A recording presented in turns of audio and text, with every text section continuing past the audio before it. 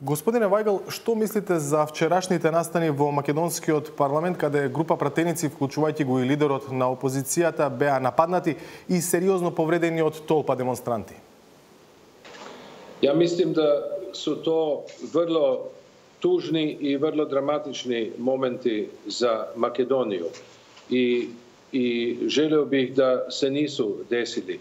Međutim, bili su zapravo neko logično nastavak onoga što se zove politika na ulici. Ja mislim da za to što se desilo u parlamentu najveću odgovornost nose oni političari koji su pozivali ljude na masovne demonstracije, pri čemu većina od njih koji su učestvovali u tim demonstracijama nisu znali zapravo protiv čega protestiraju i bili su zapravo zavedeni velikim delom. Ja mislim da je sada svima jasno da tako dalje ne može. Da je došlo vreme kada mora Makedonija naći snagu da se ogradi od nasilnika, da se ogradi od ulične politike i da svi političari, posebno oni koji su potpisali Bržinski sporazum prošle godine, da se drže svojih obećanja, da će svoje interese lične, a i interese svojih stranaka podrediti zajedničkom interesu države. To u ovom trenutku očigledno nisu imali u vidu kada su se upustili u konfrontacijsku politiku, u opstrukcijsku politiku, u kršenje svih demokratskih normi koje vladaju u organiziranom demokratskom svetu. Господин Вајгал, претходно зборувавте за одговорност. Председателот Иванов не го осуди насилството врз пратениците. Министрот за внатрешни работи, кој од ДУИ за виновен за неделувањето на полицијата, го посочи директорот на униформираната полиција, кој пак е од се уште владеачката ВМРО ДПМНЕ. No, ja mislim da je policija u tom slučaju zakazala, da nije uradila ono što bi trebala uraditi, a to je zaštititi integritet i dostojanstvo parlamenta.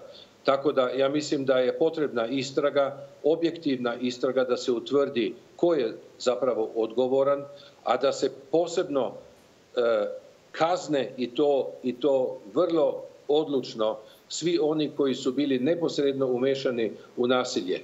Nasilje se nije desilo samo od sebe, nasilje su sprovodili ljudi čiji identitet verovatno nije teško utvrditi. Ja mislim da je to prva zadaća danas policije i organa unutrašnjih poslova, a prva nalog, odnosno najznačajniji zadatak politike je da smiri stanje, da smiri ljude, da im vrati sigurnost i pouzdanje i da nađe zajednički jezik na pitanjima koji se tiču svih građana Makedonije, bez obzira koje nacionalnosti da su.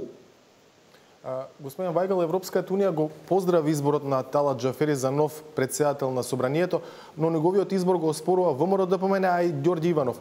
Што ако председавачот со седницата одбива да го предаде кабинетот на Џафери, а Иванов и понатаму одбива да го даде мандатот на Зоран Заев? Gledajte, naravno da je Evropska unija, da je i Evropski parlament pozdravio činjenicu da je napokon izabran predsjednik parlamenta. To smo očekivali već jako dugo.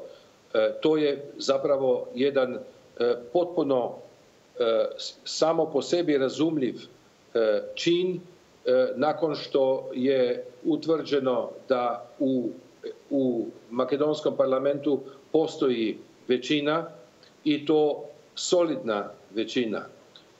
Ne može se popuštati želji nekoga da pod svaku cenu zadrži vlast i onda kada bilo izgubi izbore ili nije sposoban da u saradnji sa drugim strankama obezbedi parlamentarnu većinu.